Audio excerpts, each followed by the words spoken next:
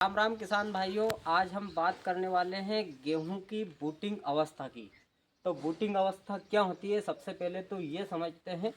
तो देखिए हमारे गेहूं को देखिए, ये अवस्था होती है बूटिंग अवस्था। जब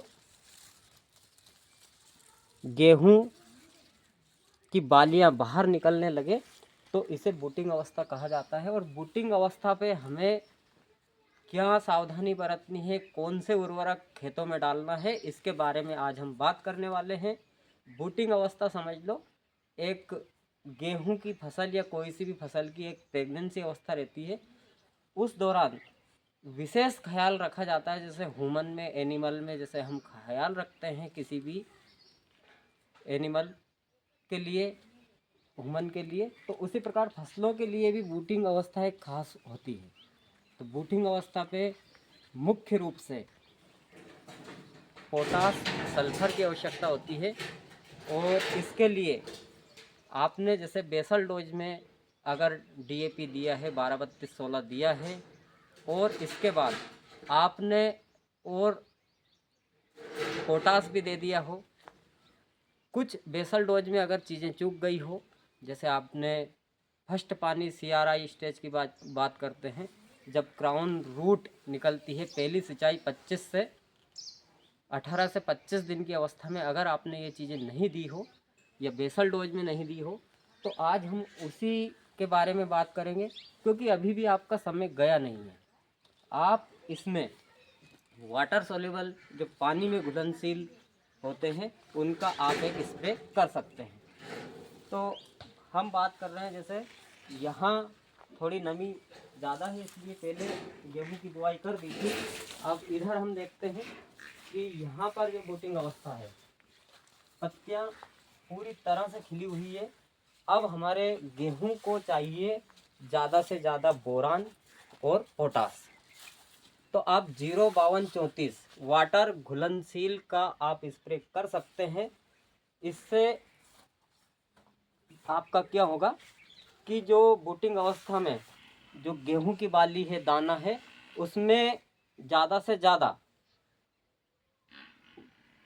एंजाइम वगैरह और मिनरल वगैरह पहुंचेंगे। जैसे कि हमारे सभी एलिमेंट्स का मैं नाम बता दूं, जिंक है, सल्फर है, मैग्नीज है, सभी की पूर्ति करना, एक सूक्ष्म पोषक तत्वों की पूर्ति करना, थोड़ी थोड़ी मात्रा रहती है लेकिन पूर्ति जरूर करना है। तो आप 05234 का आप स्प्रे पे कर सकते हैं।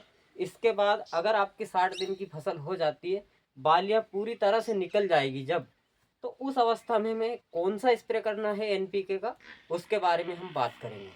अगर आपने 19-19 का स्प्रे नहीं किया है तो आप इसमें यूरिया, जैसे कि बात करें 1 एकड़ में आप 1 किलो यूरिया ले सकते हैं।